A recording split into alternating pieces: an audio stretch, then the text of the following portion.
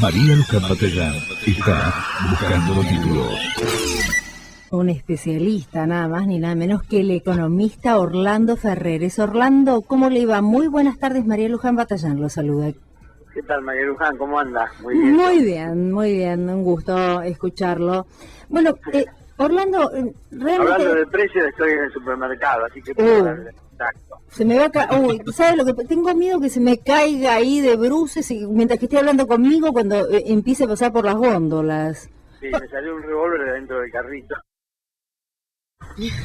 Está todo muy caro en relación a lo que uno gana, por supuesto, pero en los últimos tiempos se aceleró mucho la inflación y entre marzo y marzo del año pasado y de este año estamos en 39,7, o sea, 40%, ¿no? Y bueno, los salarios no aumentaron 40, aumentaron 29, 30, 31, 10 puntos menos. Entonces, y algunos ni siquiera cerraron todavía los aumentos de paritarias. Claro, pero en general están por ahí, en ese valor promedio. Pero bueno, es también hay que tener en cuenta que más costo podría significar más desempleo o gente que no pueda seguir porque el costo se le va encima y entonces bueno, es lo que está pasando. Los gremios me parece que aceptaron esta reducción de salarios, que no es lo ideal, pero también contemplaron un poco mantenerse en actividad como alternativa no óptima, pero bueno, es mejor estar ocupado y ganar algo que no estar desempleado. Obviamente. Ahora, hay un tema que a mí realmente me preocupa que tiene que ver con la suba en los combustibles. Vemos que hay un 3,8% programado para ahora en los primeros días de abril, que se suma al 5,4% de este mes, para el mes de mayo, el 5,4% de este mes y también al 6,1% de marzo, al 6% de febrero y al 7% del último mes del primer mes del año. Por lo tanto, estamos cerca de un 55% casi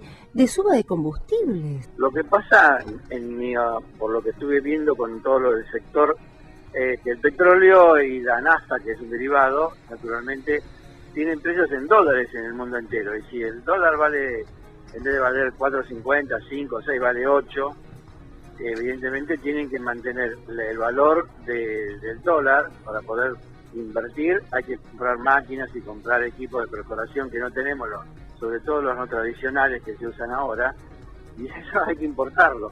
Entonces las empresas tienen que ir ganando en eso. Evidentemente se vuelve insoportable cargar el tanque, porque ayer cargué el tanque y bueno, nunca pensé que me iba a salir tanta cantidad de pesos, más de 500 pesos. Claro. Así que lo voy a cargar una vez por mes quizás. Realmente es una cosa increíble. Y esto me parece que no condice con los índices de pobreza que quiere mostrar el gobierno y los índices reales. A veces pueden estar un poquito más aumentados, otras veces no tanto, depende de la consultora. Hay un nuevo índice que lo marca la Universidad Católica Argentina, que ha hecho un trabajo sobre la pobreza bastante interesante. Y por otro lado, el mínimo no imponible, que con los aumentos de nafta va a ser que la persona que pague el impuesto a las ganancias va a estar en el índice de indigencia si tomamos el costo de la canasta básica, que se va a incrementar por el aumento de la nafta. Por lo tanto, va a ser algo rarísimo, porque va a ser la persona que paga impuesto a las ganancias va a estar casi en el índice de pobreza por el sueldo y en los costos. O sea, es de locos. Bueno, eso naturalmente que no tiene sentido que el gobierno no actualice los índices de descuento del impuesto a las ganancias según categorías por la inflación, porque el legislador cuando lo puso en pesos a esos niveles, y la idea era que no pagara ningún trabajador impuesto a las ganancias. Hoy está una gran parte de los trabajadores, y podría llegar a estar casi todos, si no se ajustara por una inflación que está corriendo a un ritmo del 40% anual. Sin ajuste, prácticamente entra todo el mundo a pagar impuestos a las ganancias y no es la ley. Eso es una especie de hecho que toma el Poder Ejecutivo y al no actualizar el índice le cobra al que no estaba legislado que le debería cobrar. Naturalmente que al gobierno le conviene. El mismo Recalde, que es una persona de extracción, un diputado de extracción sindical, dijo, bueno, pero ¿qué haríamos sin esos recursos? Esos recursos nunca deberían haber estado en el gobierno, porque no corresponden, no están legislados por nadie, me llama la atención que él defienda esos impuestos que son contra sus mismos representados, ¿no? Ferreres, buenas tardes. Luis Caturini lo saluda. Usted hablaba, muy bien, usted hablaba hace un momento de un encarecimiento de los insumos necesarios para la explotación y producción de combustibles. Ahora mi pregunta es, ¿cuál es el margen de ganancia que tienen las empresas? Porque si mal no recuerdo, YPF en la época de los españoles ha llevado ganancias millonarias del país. Sí, ganan bastante. Bueno, en la época que se llevaba dividendos, esos dividendos no lo podría haber ejecutado porque no tenía tantas ganancias. Lo que más bien se aumentaban los dividendos porque tenían que pagar un préstamo que se pagaba con recursos que generaba la misma empresa, de la parte de los inversores privados. O sea que ahí había una cosa un poco rara. Ahora, las ganancias que tiene que tener una empresa para poder pagar el financiamiento de esos equipos y todo lo que hay que gastar para invertir, porque muchas veces se hace un pozo que sale 10 millones de dólares cada pozo, se tienen que hacer cientos de pozos, y bueno, una gran parte de esos son pozos que no andan, no son fallados. Después en la operación sí se recupera y aparecen muchas ganancias, pero todo lo que costó la exploración hay que sacarlo de ahí. O sea, las ganancias se tienen que tener en cuenta la etapa exploratoria. Y a su vez, el riesgo empresario, ¿dónde está? Si no, perdón, a ver. Sí, lógico. Y eso, bueno, corren el riesgo, después tienen que recuperar. Y encima, comúnmente, estas entidades operan con dinero que le prestan los bancos. Y bueno, hay que devolverlo a los bancos. Por más que aparece una gran ganancia, no todas para la empresa, sino para pagar deudas, que esas no aparecen realmente en el balance, salvo los intereses. Pero la devolución de deudas no aparece porque es un tema patrimonial. Eso hay que sacarlo.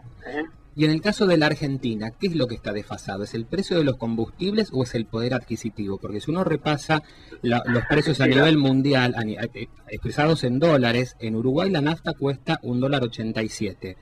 $1.55 costaría en la Argentina, en Brasil $1.23. Solo en países que tienen una importante producción de petróleo como Venezuela, el precio es más bajo. ¿Qué es lo que tenemos desfasado nosotros? Bueno, acá hay dos cosas que aclarar. Una, el impuesto a la transferencia de combustibles, ITC, que es único en Argentina eso, además de cobrar el IVA, se cobra un impuesto para los combustibles, para la venta de combustibles, que es de 53%.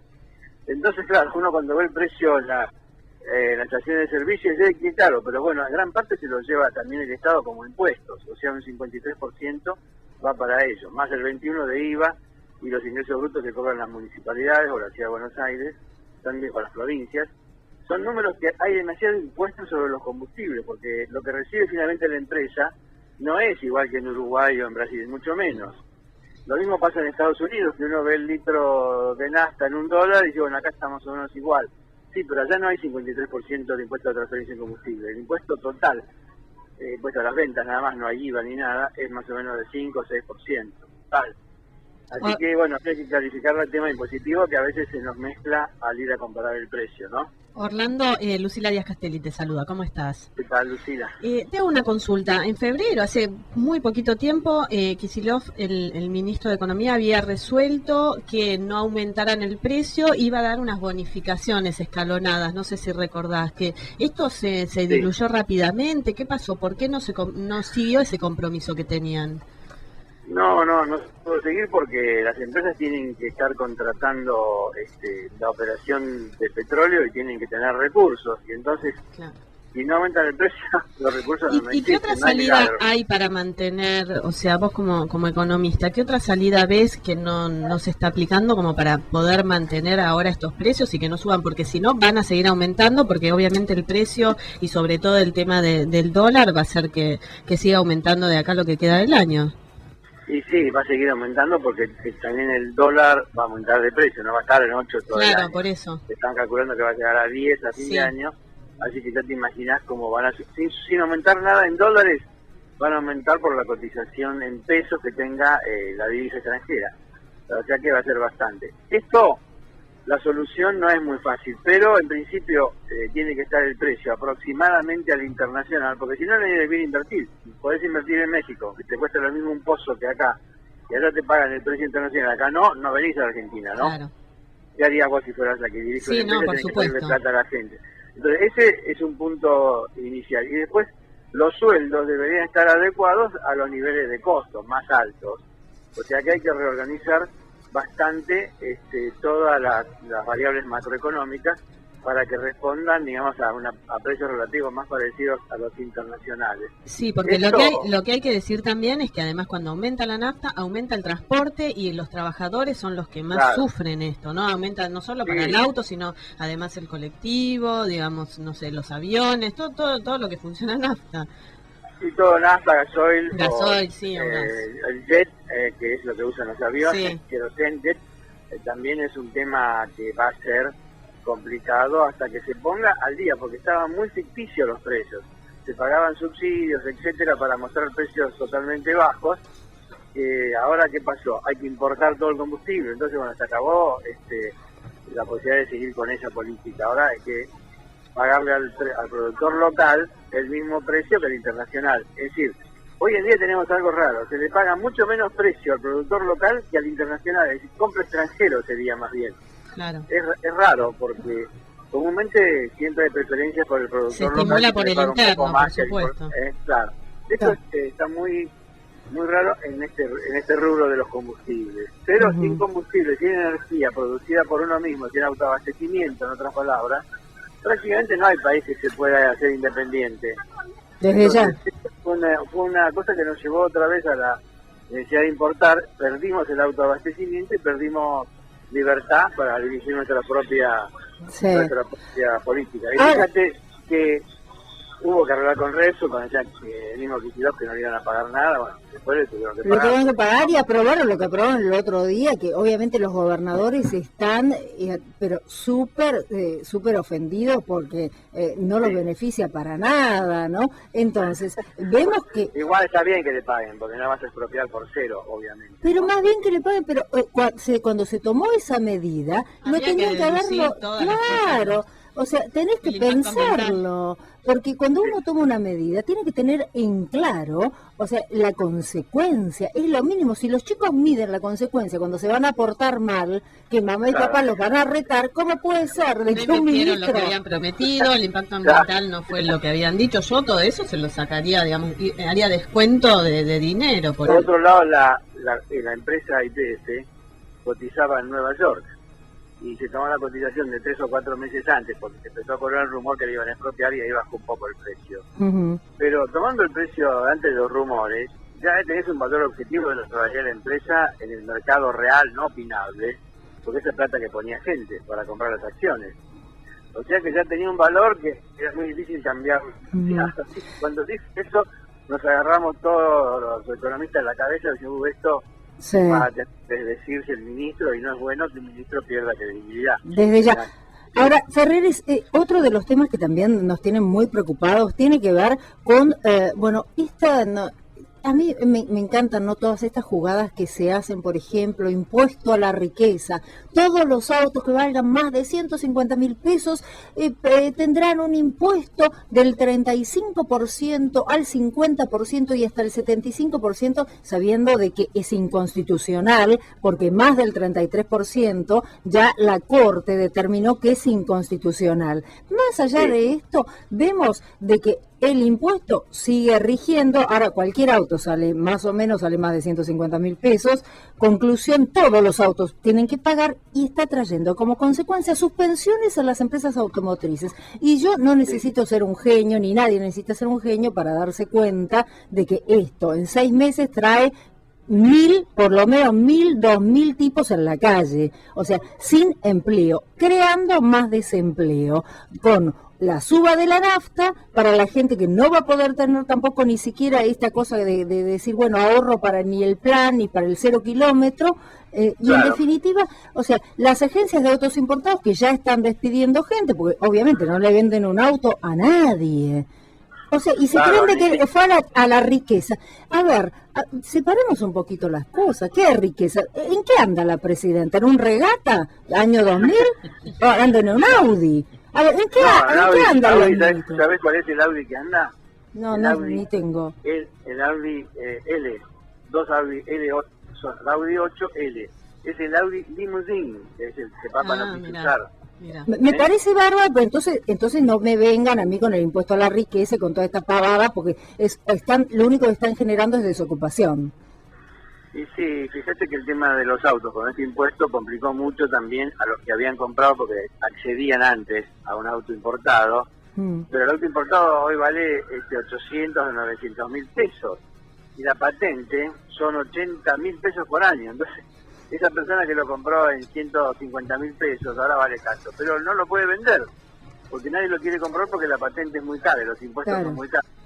Entonces, bueno, resulta que el auto ese teóricamente vale 850 mil pesos, pero en la práctica cuando lo quiere vender alguien se paga 250 mil o 300 mil pesos, dicen, ¿no?